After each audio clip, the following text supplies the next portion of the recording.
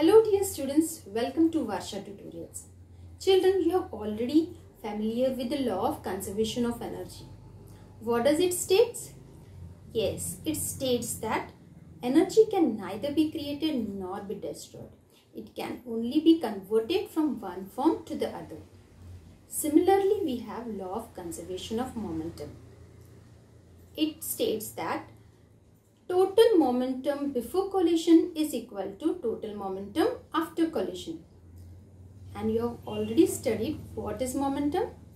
Yes, it is product of mass and velocity of the body. So let us begin with law of conservation of momentum. For that we will take two balls, one green ball and other orange ball. Let us consider the mass of the green ball is m1 and that of orange ball is m2. This is what is called as collision. Collision means takkar. Takkar in Hindi. So, before they collide, let us consider the velocity of the green ball before collision is u1 and velocity of orange ball before collision will be u2. Okay. So, when they collide with each other, they exert force on each other. Let us consider that orange ball exerts F1 force on green ball and green ball exert F2 force on orange ball. So after collision, after they exert force, they move apart from each other with different velocities. So the masses will be same m1 and m2, but the velocities now will be different. Let us consider the final velocity after collision of green ball is v1 and that of orange ball is v2. So now let us derive formula for law of conservation of momentum. For deriving formula for law of conservation of momentum, let us consider three conditions: before collision, during collision and after collision. We have taken two balls, green ball and another orange ball. Let us consider mass of green ball is m1 and that of orange ball is m2. I had already told you that before collision, as they are moving towards each other, velocity of m1 is u1 and velocity of m2 is u2. As they are approaching towards each other, these are the velocities of these two balls. And during collision, see, this is m1, this is m2. Okay. During collision, m2 will exert force F1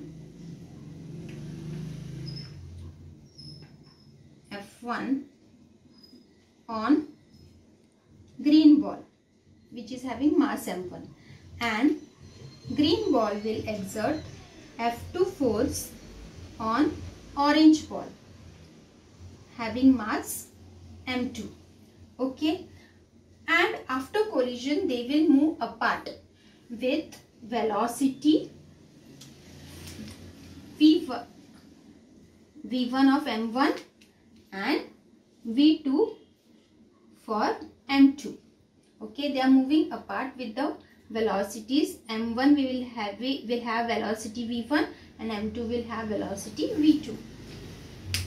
Now let's see. Now here, as they collide, they exert force on each other. They are interacting with each other. So what is relation between F1 and F2? Yes, exactly. F1 is equal to F2 according to the Newton's third law of motion. What is Newton's third law of motion? That when the two bodies interact with each other, they exert equal and opposite forces on each other. So F1 will be equal to F2 but in opposite direction. So we can say F1 is equal to minus F2. This is according to Newton's third law of motion.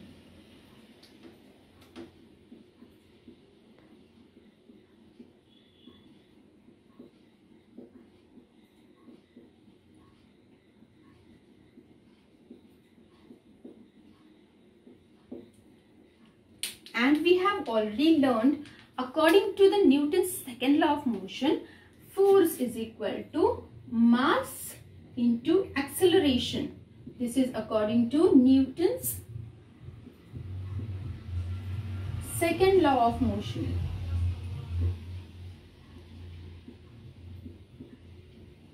So what will be? What is A? V minus u upon t. So let us substitute this for F1 and F2. So for F1 we will take suffix as 1 for each. We will first write V minus u upon t and use suffix for 1. F1 as 1. Okay. Now here is F2 and do not forget to give this minus sign. Okay. So we will write same formula m v minus u upon t, but now as it is F2 we will write suffix 2 for each. 2, v2, u2 and t2. Now the time taken for the collision is same. So t1 will be equal to t2. Why? Because time taken during collision is same. So T1 and T2 will get cancelled. So what do we have? Let us expand M1 V1 minus M1 U1 is equal to M2 V2 minus M2 V2. This minus into minus will give you plus. So plus M2 U2. Okay. Now we will take this here and this term here. So we have M1 V1. When this negative sign is taken here, it will turn to positive. So plus M2 V2. And let us write this as it is M2 U2. This negative sign when taken that side turns to positive. So plus M1 U1. Let us change the order. Bring this side here and this side there. So M2 U2 plus M1 U1 is equal to M1 V1 plus M2 V2. We know that momentum is product of mass and velocity and u is initial velocity. So this is total momentum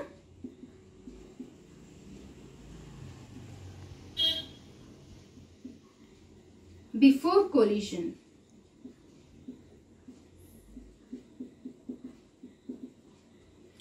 Is equal to total momentum. V is final velocity. So it is after collision. Total momentum after collision. Thus we have proved that total momentum before collision is equal to total momentum after collision. This is what is law of conservation of momentum. Is that clear to you? So children, to understand the principle of conservation of momentum, let us take another example in which bullet is fired from the gun. See, the mass of the bullet is m1 and that of gun is m2. Initial velocity of bullet is u1 and that of gun is u2. So after firing, the bullet acquires velocity as v1 and gun acquires velocity as v2.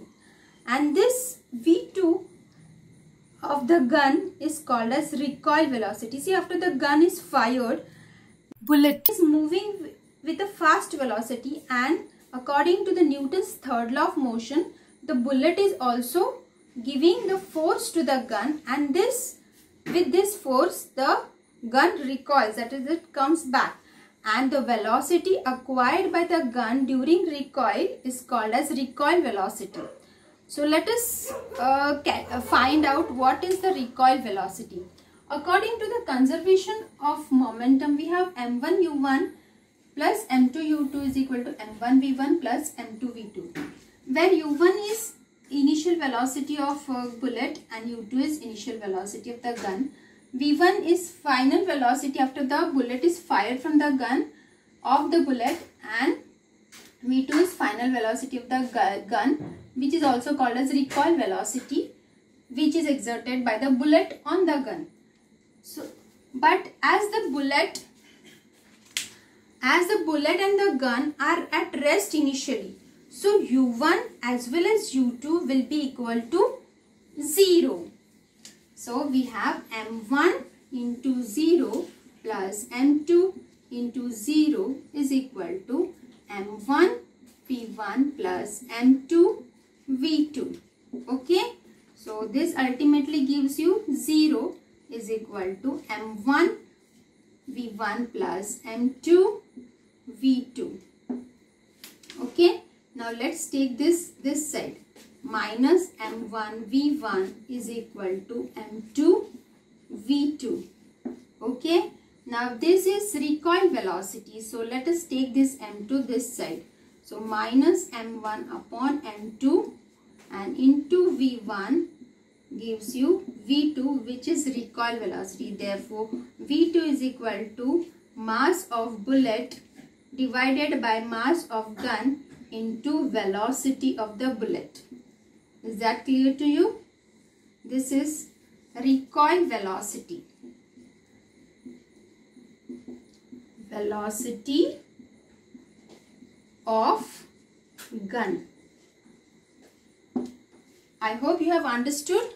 So on page 17 of your science textbook, question number 7C, we have numerical based on law of conservation of momentum. It says that a bullet having a mass of 100 gram and moving with a speed of 1.5 meter per second penetrates a thick wooden plank of mass 900 grams. The plank was initially at rest. The bullet gets embedded in the plank and both move together. Determine their velocity. Let us understand first of all what is given in the question. They are saying that there is a bullet of mass 100 gram. Let us consider that this is a bullet of mass 100 gram and this is a plank. Plank means wooden furry. Furry in Marathi we say. Okay. So this is a plank and the bullet is moving with initial speed of 1.5 meter per second. And as it collides with the wooden plank, it penetrates into it. Penetrates and both move together. Okay. And when they are moving together, we have to calculate the velocity in which they both are moving together. That is bullet and the wooden plank. Both are moving together. That velocity we have to find. And they have also told that the plank is initially at rest and the plank mass is 900 grams. Okay. So let us begin. So we will take mass of bullet as M1 is equal to 100 grams. Let us convert it into SI unit, that is kilogram. So it will be 100 divided by 1000. So it will be 0.1 kg. Okay. Now its initial speed of bullet. Initial speed of bullets, let us take it as U1 is equal to 1.5 meter per second. Now we will consider mass of the wooden plank as M2. M2 is what? 900 grams. As it is in CGS, let us convert it into SI. 900 divided by 1000. That is equal to 0.9 kg. Okay. And they have told that wooden plank is initially at rest. So U2 will be 0. Rest means 0 meter per second. Okay. The bullet gets embedded in the plank and both move together. So velocity V1 of bullet is equal to velocity V2 of the wooden plank. And as they are moving with same velocity, let us consider it as V. Okay. And that's what we have to determine. So let us put question mark. Okay, so we will, how to solve this? We have to use law of conservation of momentum. So we will write according to law of conservation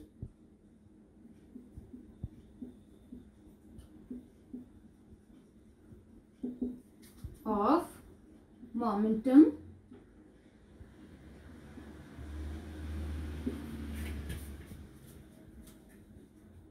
total momentum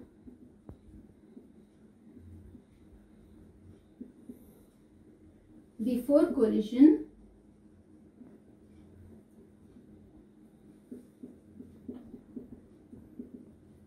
is equal to total momentum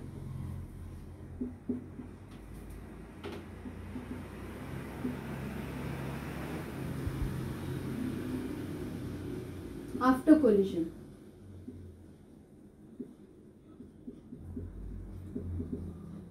Okay, total momentum before collision is equal to total momentum after collision. So what is total momentum before collision? m1 u1 plus m2 u2 is equal to, what is total momentum after collision? m1 v1 plus m2 v2. Okay, now let us substitute the values. What is m1? Is 0.1 kg. What is u1? Is 1.5 meter per second. What is m2? Is 0.9 kg, 0.9 kg, and they have told you it is initially at rest, so u2 is 0, so into 0. So what is, again let us substitute m1 as 0.1, v1, we have taken v1 and v2 as same, that is v, so instead of v1 we can write v, plus what is m2?